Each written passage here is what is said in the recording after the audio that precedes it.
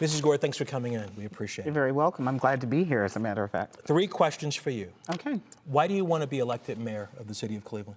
Because I grew up here. I grew up here and I see the decline that's happened in the city. You know, many people ask me that question, right? And I can say one thing that I tell many of them. We have a bad hire. I voted for the current administration. And sometimes in corporate America, when you have a bad hire, you have 90 days to get rid of them. The only time we have to get rid of them is called it's a vote. I saw my streets not being repaired. I saw the simple services not taken care of. I mean, I saw the Browns leaving and I saw all of that happening as well. But I believe that Cleveland is probably one of the most exciting cities in the entire world. And I've lived in the entire world. We have fresh water. We have a landmass that's fashioned after New York City, in case you don't know the history of Cleveland. Cleveland is a beautiful place, and nobody takes advantage of it. But in the neighborhoods that I live in the Buckeye-Woodland area.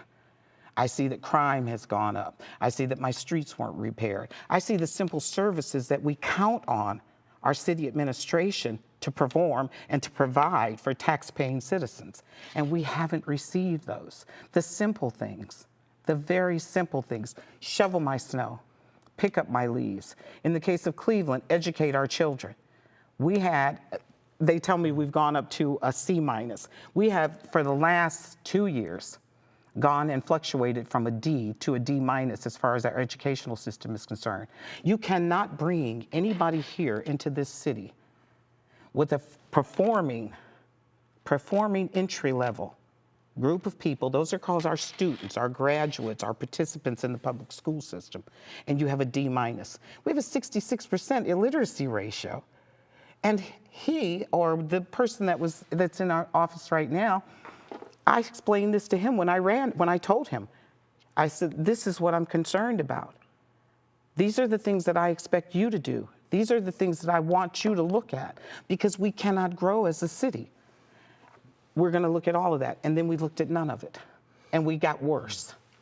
You mentioned a couple of issues there. Go on. What would be priority 1 in a Laverne Gore administration? Well, you know what? In the last 3 weeks, I can tell you priority 1 would be safety. Safety.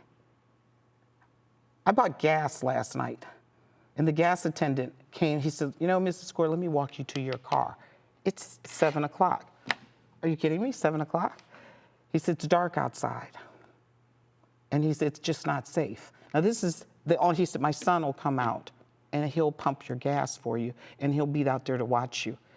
I have never had that happen here in Cleveland before, especially, you know, I go to the same gas station all the time. People are having their car windows busted. There's murder, death, kill. You know, you had Wade Park. I was campaigning over on Division. I don't know if you know where Division is. It's in the public housing right off West 25th, Lakeview. I was over there campaigning on a street called Loop, which runs parallel to Division. We're there, we're walking, we're handing out signs, we're putting on door hangers, pow, pow, pow. And I was like, well, you know, what's going on? So I'm going to it to see it, right? There is a body laying on the ground on Division. And there's a young man who now I find, you know, I said, we need to find out if his parents know. We need to, what happened? My campaign team says, no, we need to get out of here. No, we can't always run. We can't always run. We have to provide safety. If your 60 bullets were dislodged on 116th and Buckeye, nobody was killed, so we didn't hear about it. In the back of a Buckeye, Family Dollar, there's homeless people bathing nude.